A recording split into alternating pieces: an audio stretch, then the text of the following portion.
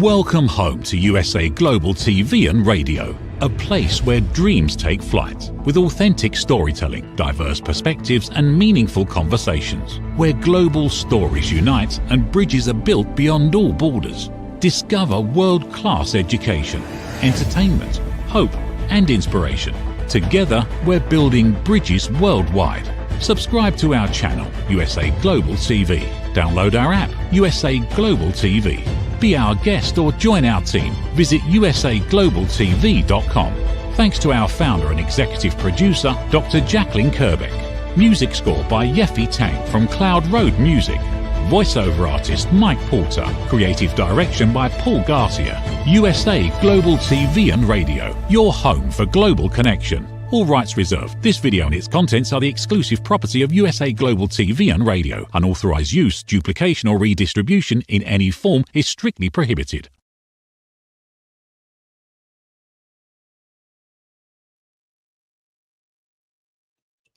Good morning, good afternoon, good evening. Welcome home to USA Global TV and Radio, where we proudly provide world-class education, entertainment, hope, and inspiration. I'm Dr. Jacalyn-Kerbeck, and our show is the Mallorca Connection. And this is one of our shows that we've had since the very beginning. The star of our show is here. He's actually in Europe. He's not here, but he will be here with us. His name is Roland-Friedl, and he is a Mantrepreneur. He's a serial entrepreneur. He's an author. He is someone who has worked with men all across the world to help them get in touch with their feelings. He's also a father, and he is a dog owner. Let's welcome him to the program. Hello, hello. Hello, Jacalyn. Hello, great to see you, and hello to our audience. Hello, wherever you're joining us. Yes, hello, everyone. It's good to have you here. And occasionally I like to have you just share with our audience how the name was derived for this show, the Mallorca Connection, because you're not in or on Mallorca right now, are you? No, I'm not. But when we started, I guess 3.5 years ago, something like that, almost 4 years ago, when I started with USA Global TV, we've been looking about a show name, and I get the challenge was that I have experience in many fields because I'm so curious to learn, get to know about things. So I said I don't want to talk about a certain topic. I want to be more broader. And at the time I've been living in Mallorca. Actually, I've been living there for 14 years, from 2008 to 2022. So that's why we call it the Mallorca Connection, because this was my home for 14 years, this beautiful island in Spain. Yeah. And still is beautiful, but I'm not living there. I left it over 3 years ago. Would you go back? Not for living. No, not for living. I have to go back because I have a lot of stuff there, furniture, motorbikes, a lot of stuff is there. I have to go back one day because I'm still paying a rent for the warehouse. I have to go back, but not for living. No. You know what's interesting with what you just shared, because I've moved, I think, since 1999, 26 times. And this weekend I was packing up some things that are no longer needed. And it seems like I'm always packing stuff. And the point is that you have a storage unit, and I've had storage units many times over the years, and you get used to the fact that you don't need all that stuff. It's amazing. And then we're paying for stuff. We're donating stuff. I have 5 bags of stuff downstairs that I have to figure out what to do with there. It's all clothing and beautiful dresses, Nicole Miller and all the, I don't need them. I don't want them. So I love the fact that we can downsize, but at some point we felt like we needed all that stuff. So you've been gone for 3 years now and you don't need this stuff. Right? Maybe one day you'll have a different lifestyle, but I think that's interesting because today's topic is from vision to reality, grounding your dreams into action. And I feel that many times people don't actually achieve their dreams because they're so weighted down with stuff, whether it's feelings or guilt, or emotional baggage, or real stuff, relationships. Yeah. Most people have a huge backpack. Yeah. And most of them are not really aware of it. Yeah, absolutely.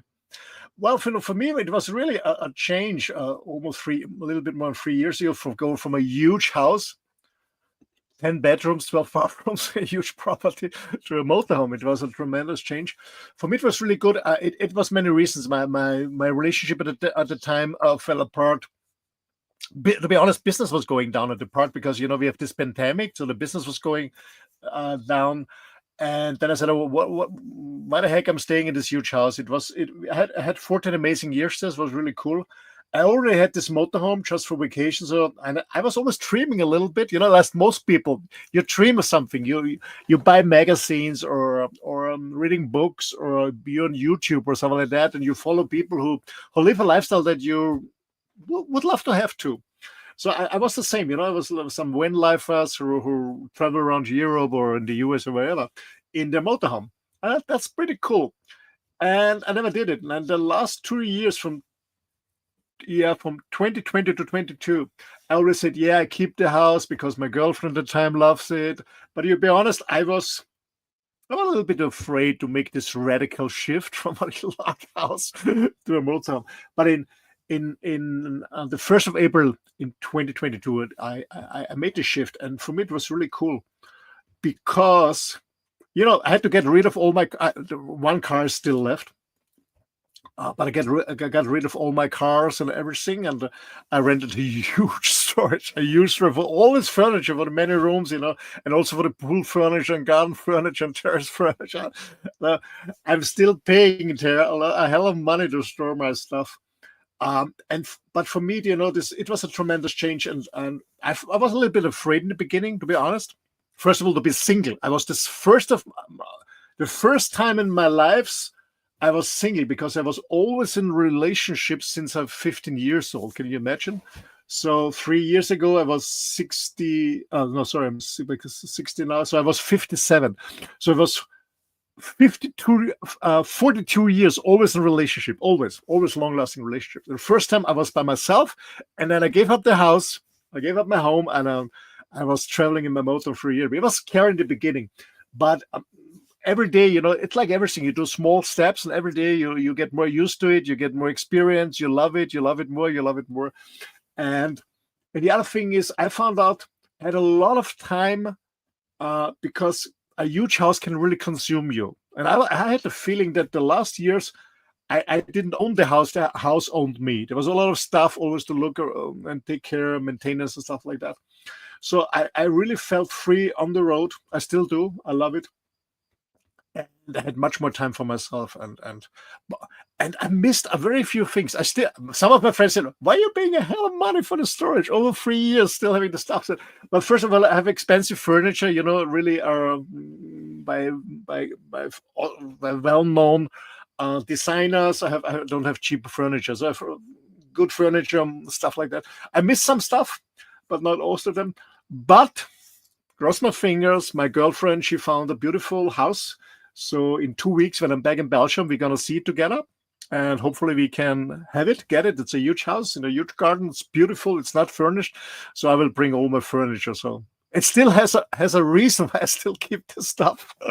Finally, but this was always my thought. I will settle down one day again, and then I will need the stuff. So I still have it, yeah.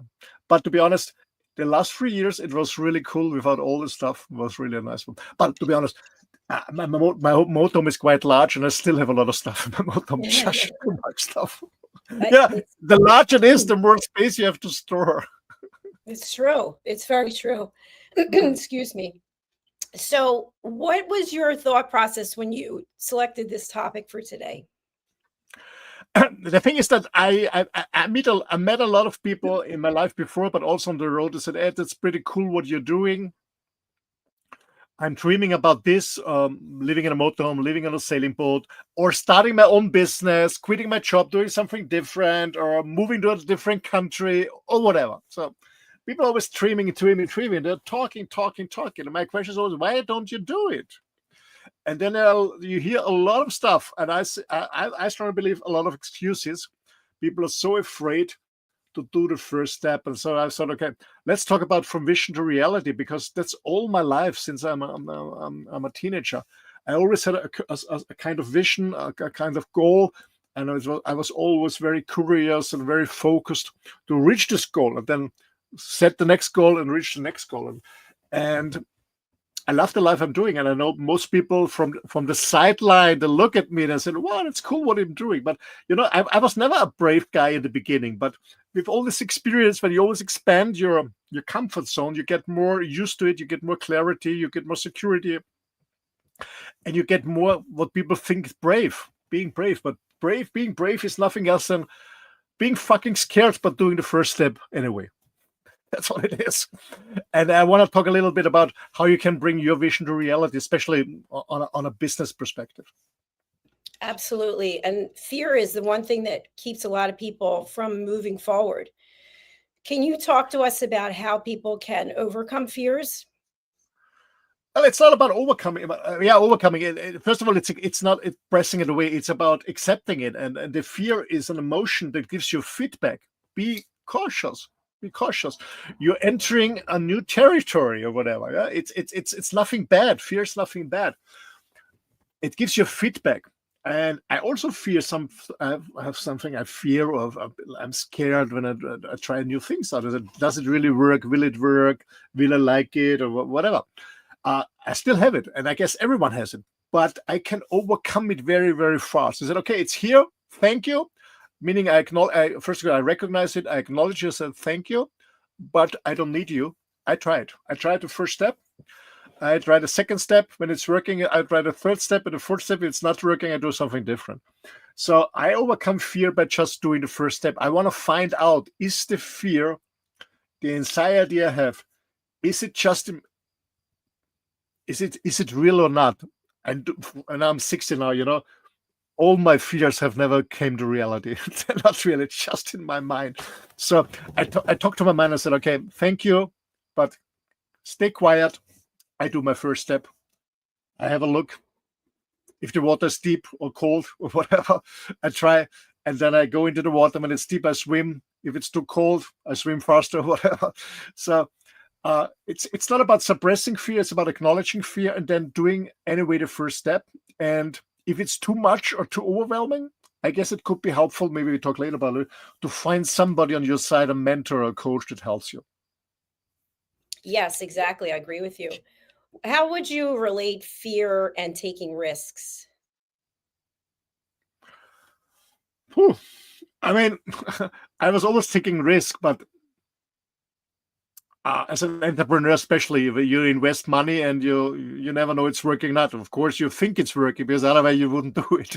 Yeah, you have a vision, you have a mission, you have a strategy, you have an action plan, and you do your best. But sometimes bad thing happens, and then you lose money or whatever. Yeah, it's part of the game. Actually, it's part of the game. And for me, it's not failure. It's okay. It's a way it doesn't work. I try something different. So the older I become, I'm risking less money in the beginning. When I was young, I said, I'm never going to die. I'm successful. I'm a hero. All in. I was always all in. All in. I don't do this anymore. I'm not going all in anymore with the money.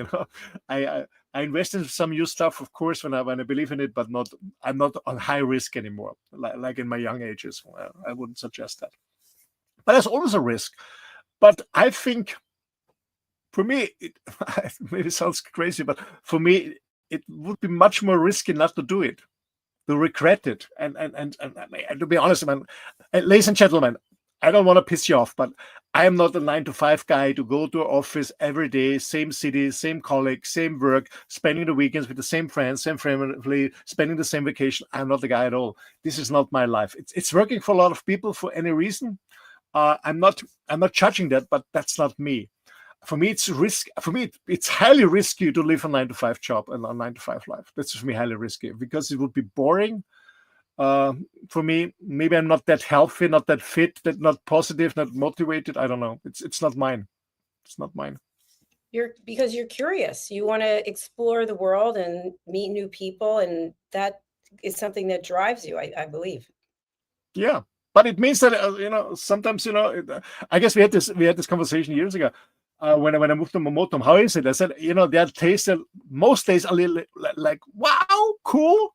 Some days I said, yeah, good, it's okay. And some days, oh shit, that's life. It's not always 24/7 sunshine. That's part of the game, and we have to acknowledge this. And same like not everyone is successful every day. Not everyone is happy every day. It's part of the game. But what we try our best, and I think, and I strongly believe, and I want to encourage people, whatever dream you have, do it. Do it. I don't believe when you check out from planet Earth, and on your last day, that you regret what you've done. I think you will regret what you've most done. And I have some friends who are working with people who in the palliative medicine, or in special residences where people are going to die, and they support them the last days and weeks, and they all tell me people only regret what they never tried out because they have been scared.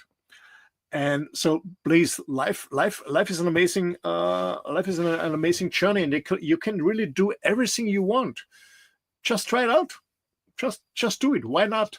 But most people are scared, and I think most people. I don't know what you experience, like Jacalyn, but most people are more scared what other people think what they're doing, if they fail or not, than enjoying their own life. And it might sound a little bit rude what I'm saying now, but I always give a fuck what other people think about me. I'm not meaning being an egoist, but it's my decision. I'm not asking anyone about money or whatever. It's my decision. It's my responsibility. If I fail, it's me. It's nobody else's fault, and I think that's very, very important.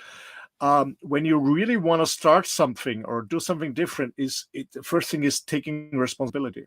That's the most, not blaming other people or circumstances or event. It's about you. You make a decision, go for it. It's not working, do something different. It's working, do more of it. It's not working, do something different. Taking responsibility. But most people don't have responsibility. And I think that's why they don't start. And that's why some of them who start fail. Very true. All excellent points. And what I want to share in reference to that is, I've had a few dreams that were brought to me by other people, believe it or not. They planted the seed, and then it became a dream for me. And Dr. Chan Madeline is the one who told me that we would be getting the Silver Creator Award. I didn't even know what it was. So I looked it up and I thought, wow, we're at 30-some thousand. How are we going to get to 100,000? And so I just invested in search engine optimization team, and also we have more shows, and I started doing a lot more admin on the back end of the YouTube channel, and lo and behold, there it was. And we were just a few thousand away from getting it. And then there were copyright issues. And I thought to myself, I was getting myself really emotionally upset. And I said to myself, find the solution, contact the people who put the copyright claim in and find out why they did it. And then what can we do to have it taken care of? So that was one thing. Another thing, Dr. Chan, again, she said to me, and I'm just going to say this out loud because she said to me, one day you will win the Nobel Peace Prize. And I said to her, that is really out there.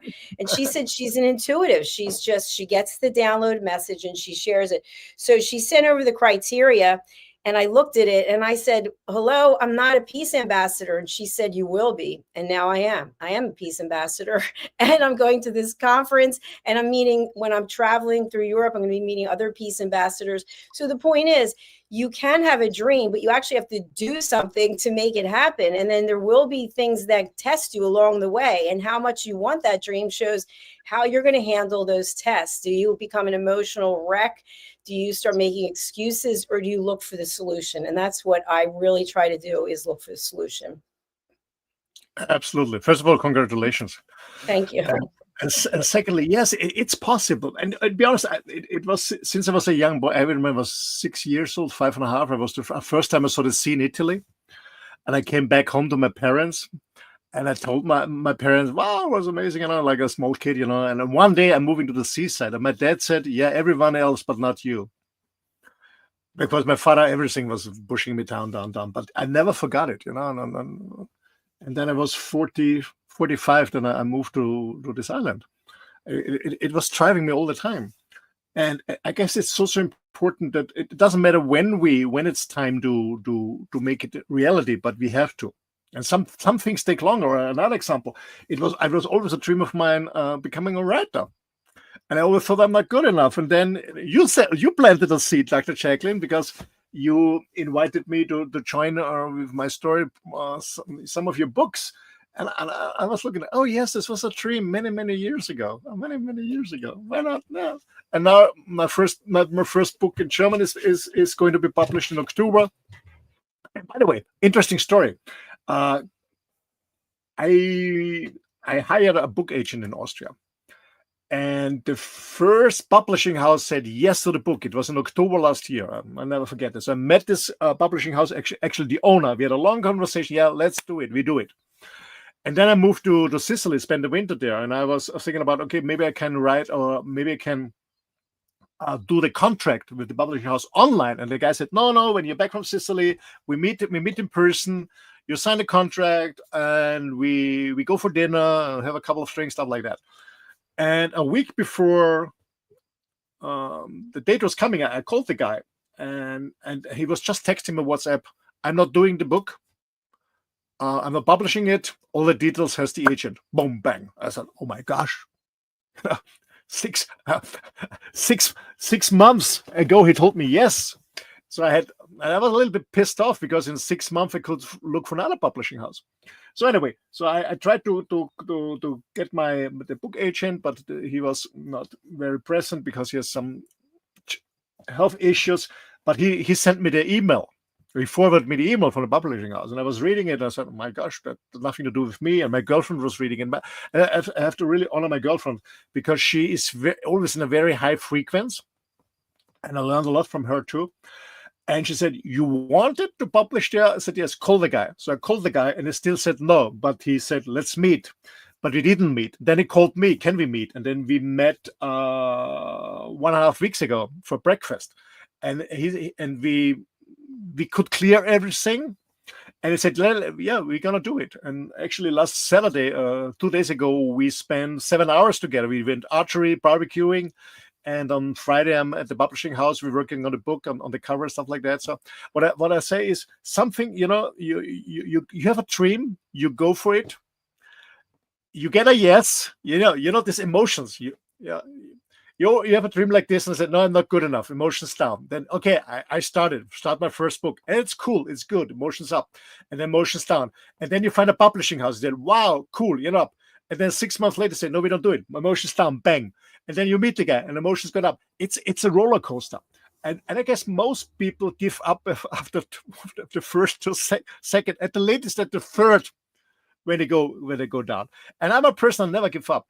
And I have to honor my girlfriend because she said, no, go for it. Stay in a positive frequency, manifest it, and do it. And now it's happening. So I think it's so important that you really have a clear vision, a clear goal. And it's not nothing that is nice to have because a friend of mine has it, a neighbor has it, or a celebrity or influencer has it. It's because it's mine. I go for it, and I pay the price for it, and I do everything for it. You have a clear vision, and then you have an action plan, and then you go for it, and you don't give up. And just one point, Dr. Jacalyn.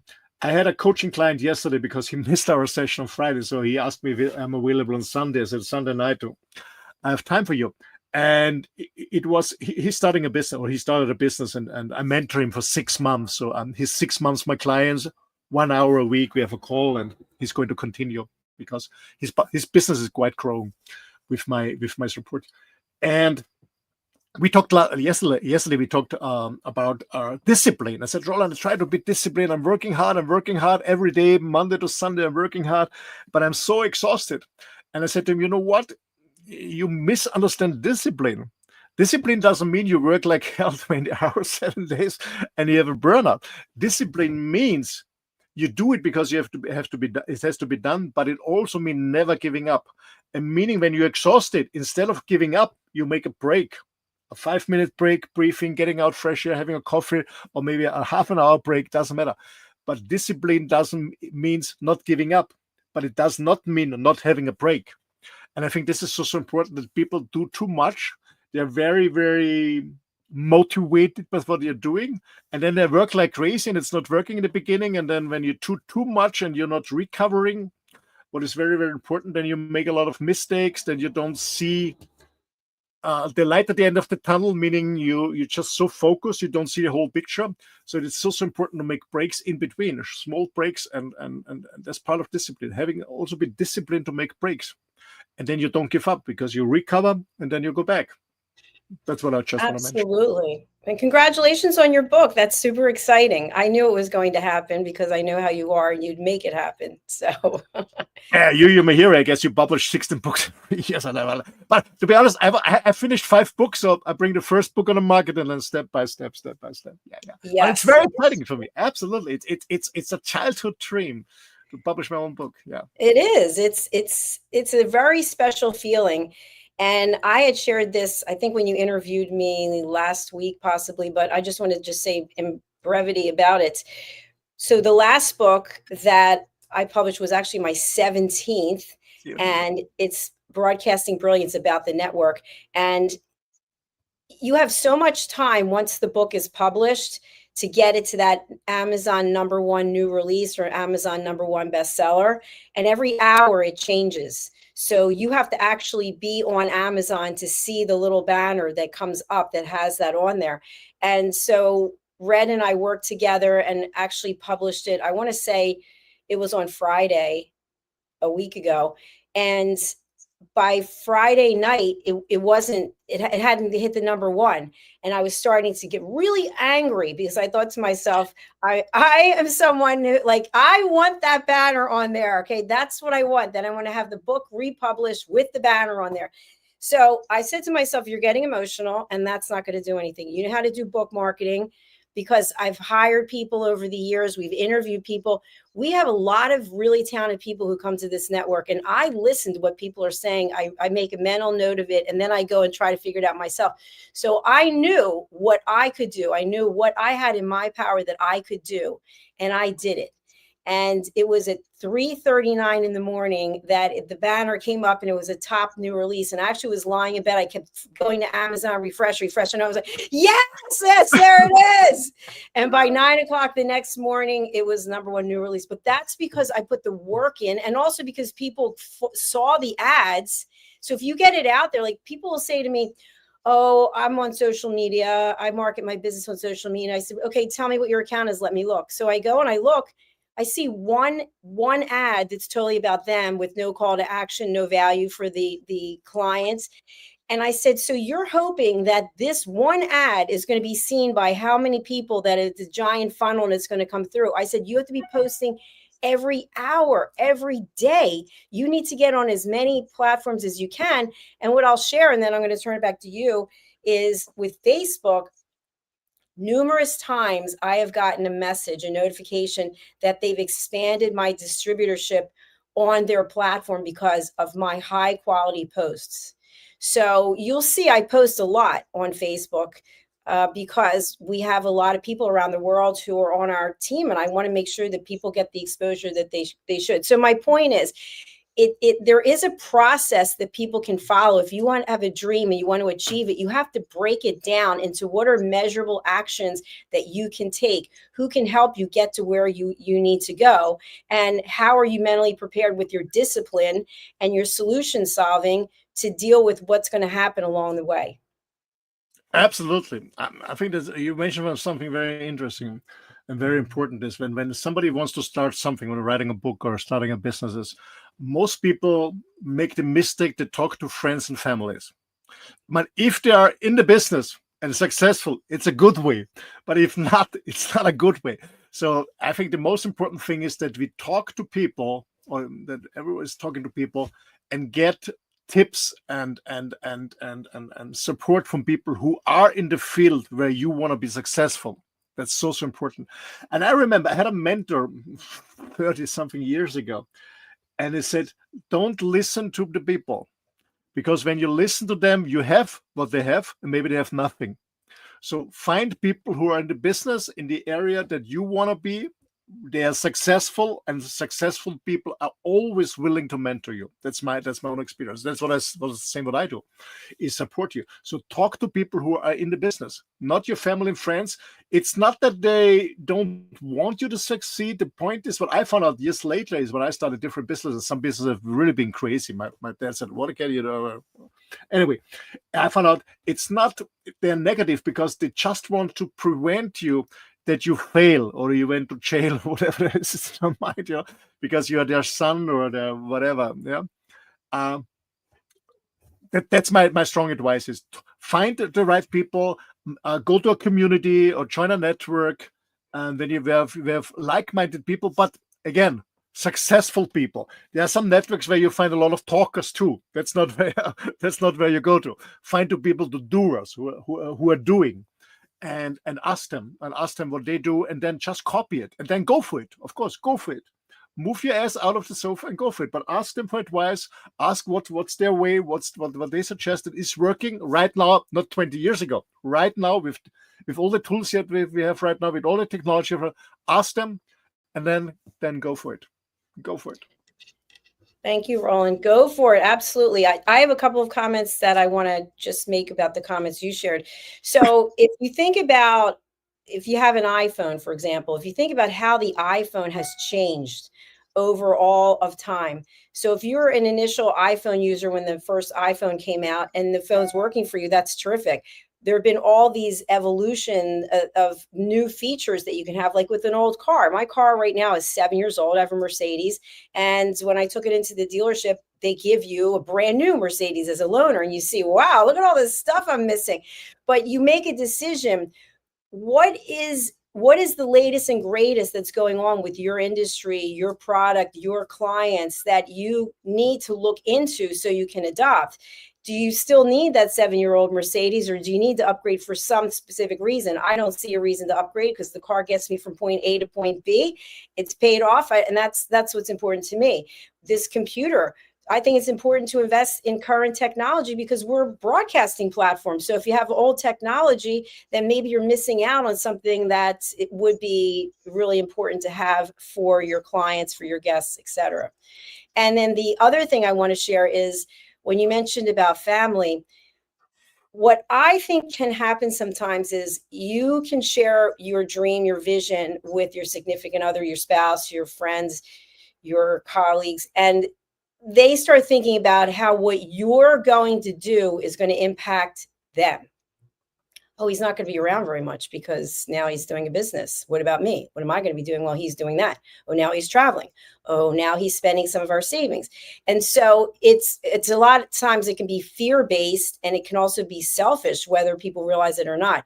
So when you have the plan, you have talked to the successful people, you have figured out your mission, your vision, your business plan, etc., then you have that confidence to alleviate another person's fear and doubt trying to bring you down so that you don't take the step forward. That's my thought. Absolutely. So that's what I do is, and it was a learning for me too. When you have a business idea, you talk to your friends and family and blah blah, and then you get this negative wave is coming. Oh my gosh, what I heard.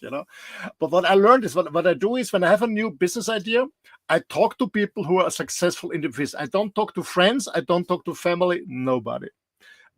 And when my business is on the road, meaning it's starting, it's working, then I talk to everyone I know because I want to sell my services and products. But in the beginning, I only talk to people who are successful in the business, starting my own stuff, whatever it is, writing a book or starting a business, whatever. And I only talk to my friends and family when the business is on its way. And then I said, okay, I shared it with you. Maybe you want to buy something or support me. But in the process itself, before my business is alive, I don't talk to friends and family because I don't want them to bring me down. I just talk to people who support me, who are, as I said, who are successful. That's so important to get positive energy, because some people, you mentioned something, Dr. Jacalyn, and I found it out many, many times when I started a new business. In the beginning, they want to protect you. Don't do something wrong. Then they say, oh, it's working, and then they are against you. I said, yeah, they're mostly against you. That's what my experience was, because they're jealous or whatever. And then when you're successful, they come back and said, Roland, I always knew that you're going to be successful. I was thinking, you bloody fucking bastard. You have been so against me. You called all my friends. If Roland is calling you, don't pick up the phone. He wants to try to sell you something. I learned a lot about my so-called friends when I started businesses. I always cleaned my my inner circle with every business. But I guess it's part of the game. Because the point is, when you do something, it's a mirror for your friends and family. And they think, well, I could do the same, but I'm too silly, I'm too lazy, I'm too whatever. I don't want to take a responsibility. And we always give a mirror to other people. And that's what we should keep in mind. So, yeah, be with you. Yeah. Don't talk too much. Just do. And surprise them. For sure. And I want to mention two people, and there might be a lot of hate based on what I'm going to share because people make judgments. Tom Cruise, to me, is unbelievable. The things that he accomplishes, the dreams that he has that he puts into action, and people will say, oh, well, he's into Scientology. Well, I'm not talking about Scientology. I'm talking about a human hanging off of a plane, a human on a motorbike dropping down. I forget how many times they had to do that for the last movie. And I've watched a number of his clips about the back scene of making the movie. He's in the movie industry 30 years, and he really is curious. And I think the new movie, Ghost Protocol. No, it's not Ghost Protocol. I forget what it's called. But anyway, he now goes underwater and has to hold his breath for. I mean, the guy does things that are literally off the hook, and he doesn't have to do any of them. He doesn't have to do another movie for as long as he lives. But that to me is just so interesting, that a person who has accomplished so much does some things that would be so risky, but he gets all the background information. He does his research. He makes sure he's surrounded by the right people. Like for the one movie where he's holding onto the side of the plane, he had to talk to, I think, NASA and the airline industry, and they had to put something on the side of the wing. I mean, the amount of things that went into it, but the amount of research and the detail, that to me is really exciting. And that's why I love going to see his movies, because I know he's still alive because the movie's already made, I see, but I think that's amazing. And the other person I want to bring up, and I know there's going to be a lot of hate about this, is the president, Donald Trump. Whether you like his politics or you don't like his politics, whether what he's doing now is going to work eventually, I don't know. I don't have the answers. But before he became president for the second time, he had the deck stacked against him in every single possible way. And I thought to myself, why do you want this so much at your age with all that you've already accomplished? Why are you putting yourself through all of this? And one by one, everything that was against him slowly started to turn the other way. And I thought, this is incredible, because he never gave up. So again, I'm not saying anything about his politics or tariffs or world relations. I'm just saying about persistence paying off, and he made his dream come true. So if those two people have all those things against them, Tom Cruise could die in any of those movies at any moment or be incapacitated, but yet they keep going because they surround themselves with the right people, but they have that inner drive. Can you talk about what that inner drive is? Is it a voice? Is it something we're born with? What is that motivation and determination that some people seem to have a passion for certain things and others not so much? I have a so-called inner calling that says, Roland, there's more in for you. So I'm born in a small family, lower middle class, and I did not accept that this would be my life. I didn't accept it. I said, why should I? Why should I?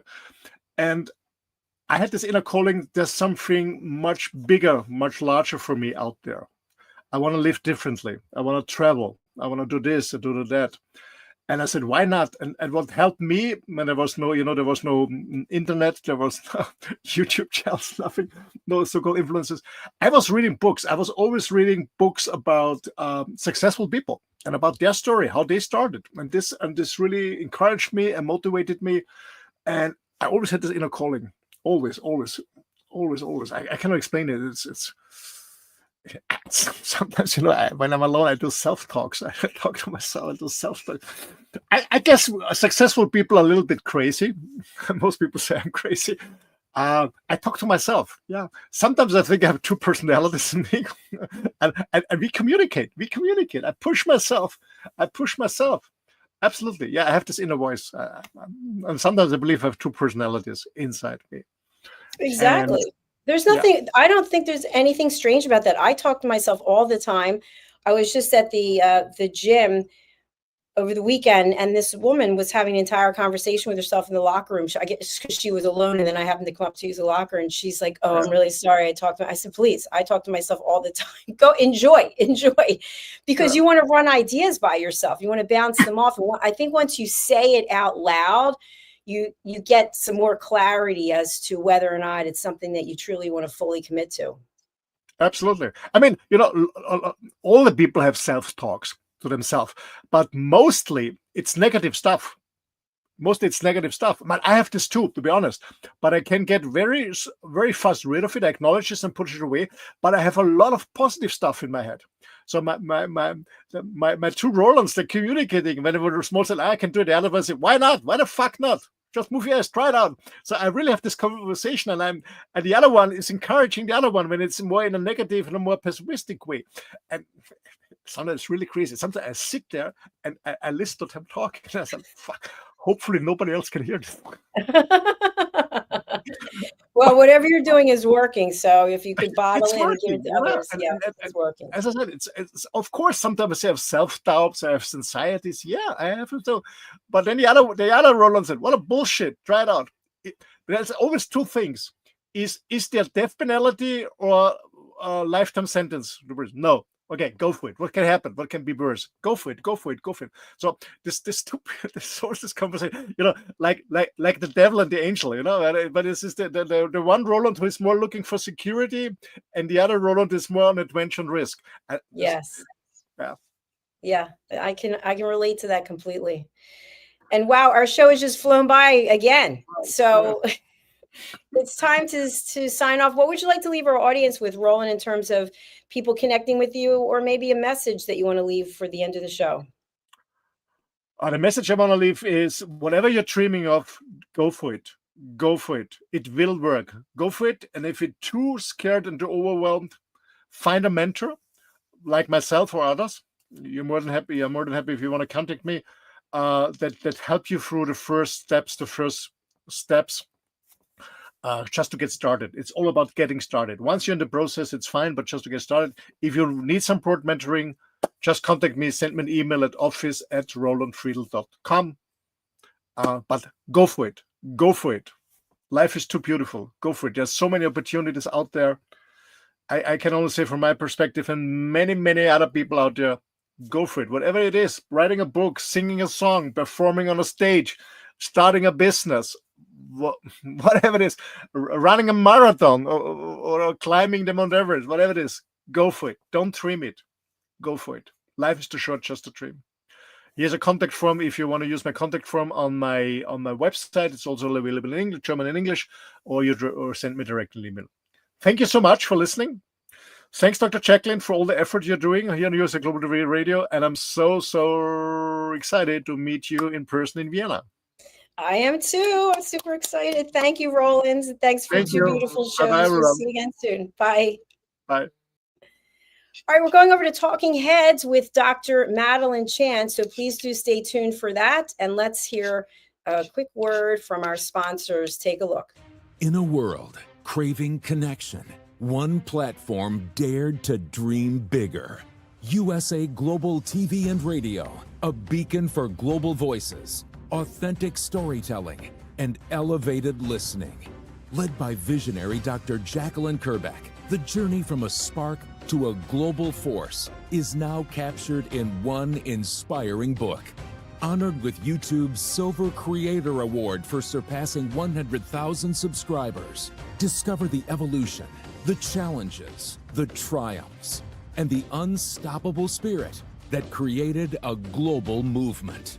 Executive producer Dr. Jacalyn-Kerbeck, music score by Yeffy Tang, creative director Paul Garcia. This video and its contents are the exclusive property of USA Global TV and Radio. Unauthorized use, duplication, or redistribution in any form is strictly prohibited. Now an Amazon #1 new release in paperback and ebook. Broadcasting Brilliance, the evolution of USA Global TV and Radio, is inspiring readers around the world. Join the movement that's redefining global media one story at a time.